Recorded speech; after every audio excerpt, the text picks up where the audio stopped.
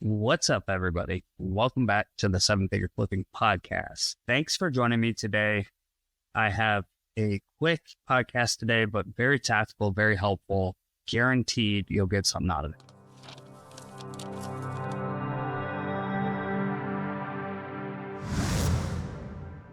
Most people today will tell you that the BRRRR strategy does not work. That's buy, rehab, rent, refinance, repeat. The idea here is that you buy rentals for low to no money down, and you buy them at such a price that allows you to refinance all of the money back out of them. Now, that was great 2 or 3 years ago when debt on a loan was 2, 3, and 4%. Today, debt is 5, 6, 7, and in some cases it's 8%. So because of the debt, it means the payment went up, which means if you buy a rental that way, it's likely not to cash flow. However, we have to talk about overall strategy here. And there is one way that you can absolutely still do this. And I'm personally doing it in my business as we speak. Okay, first things first, real estate can be either active or passive. In some cases, you could say it's semi-passive. But the real strategy, the underlying most valuable thing is that you learn how to make and increase your active income, and that allows you to invest it into passive assets. Since you're here, I'm assuming your assets are real estate, just like mine. Okay, with that said, if I start to make a lot of money flipping houses, wholesaling houses, and I'm not buying rentals, the BRRRR strategy can still be a highly effective way to do that, okay? The real key here is that in order to do the BRRRR strategy and make the cash flow work with the expensive debt, you have to buy the house at the right price. Now, we all know that there's really 4 ways you make money in real estate, and I've mentioned this before on the podcast. Cash flow, depreciation, which is saving on your taxes, appreciation, which is the value of the property going up, and debt pay down. Oh my God, that's like my favorite one, debt pay down. Okay, so debt pay down. Debt pay down is where you get debt from the bank. So let's say you buy a house that's going to be worth $100,000 fixed up. You buy it and you rehab it for $75,000 or less. You're all in on your money. You can refinance 75% of the $100,000 value, which means you get all of your money back. Now, you rent that property out, you have $75,000 debt from the bank at a very low cost, probably $750 a month. Let's say you're renting that property out for $1,200 or $1,300 a month, which would be pretty cheap rent in today's market. And your tenants in there, they're paying you $1,200. You're taking that money. You're paying your mortgage note. That's money that you aren't even paying for. So even though it might be 8%, the tenant is still paying it down. So what's the key? Simple. Like the key here is to get the house at a good price. The second part of this is to make sure that it cash flows. For me, I specifically shoot for a net of $250 per door per month. Now, in order to do that, you have to get the house at a really good price. I'm currently doing this. I call it the black box method. In my opinion, it's the best, fastest way to find deals and do it in a systematic and strategic way. And I had somebody ask me, why do you call it the black box method recently? If you've ever worked with IT or technology and it just does amazing things for you, and somebody says, how does it work? The response is always, I don't know. It's like a magic black box.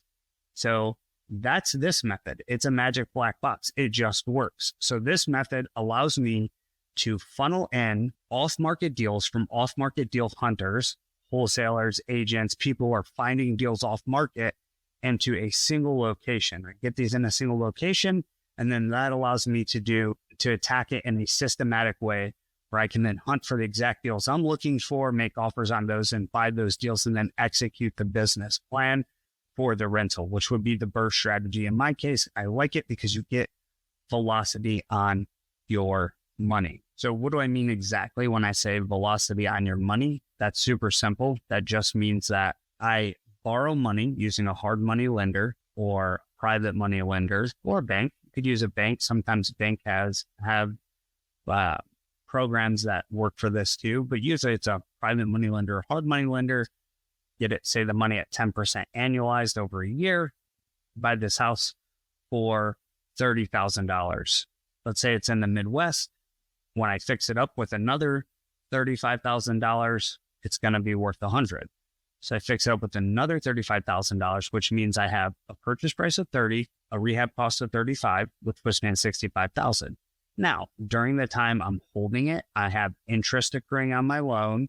I have utilities. I have cutting the grass. I have different fees before I refinance it. So that would put me in probably under $75,000.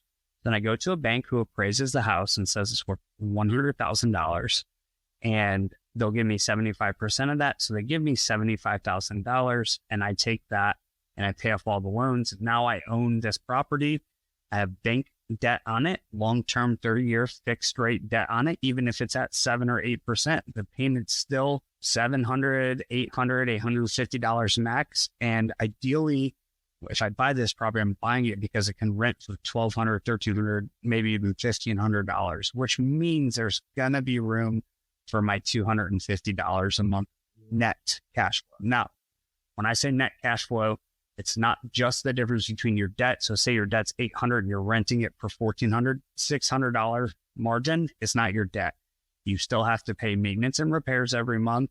You still have to pay capital expenditures every month. You still have to calculate vacancy. So how do you calculate vacancy? For 1 month, I just do 8% of the rent price. And what that equals out to is about 1 month's worth of rent over the year. So there's money that comes out that is not, that you should plan for, like CapEx, maintenance, repairs, vacancy, and even property management. Now, if I manage it myself, I'm still going to calculate it with 10% for property management because I'm now exchanging my time for that 10%. That's less of an investment, less of a passive investment. It is actually a little more active for me. Now, I've got it systematized pretty good, and my wife works with me, so not necessarily spending a lot of time on that, but there is work being done in exchange for that 10%. Okay, so that's why BRRRR's not dead. BRRRR is still incredible today. I am typically in the Florida market right now, and I'm doing a lot of active income stuff. I'm wholesaling down there. We're flipping some houses. We do novations, and that's great. Brings in the big $20,000, $30,000, $50,000, $80,000 checks per deal, but it's not really a wealth builder. It's a business, an active business that you have to constantly feed the machine. And trust me, it's an amazing way to make money, but that's only part one of building wealth. Increase your active income so that you can take that money and you can put it over into passive investments. And in my case, I really still like residential rentals. I know a lot of people say, you can get scale if you go here, or you should put your money over in the stock market. I just like houses. People always need to live in houses, especially affordable houses like those that are in the Midwest. I'm personally from the Midwest, even though I reside in Florida. I think that that's a great place to own rental property. So end of the day, the BRRRR strategy still works. The key to the BRRRR strategy is buying the property at a deep discount. And for us, we use the black box method to go get just an inbox full of all kinds of off-market deals. We find the ones we want, we make offers on them, and we go from there.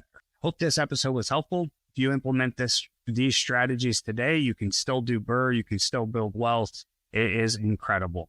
Have an awesome day.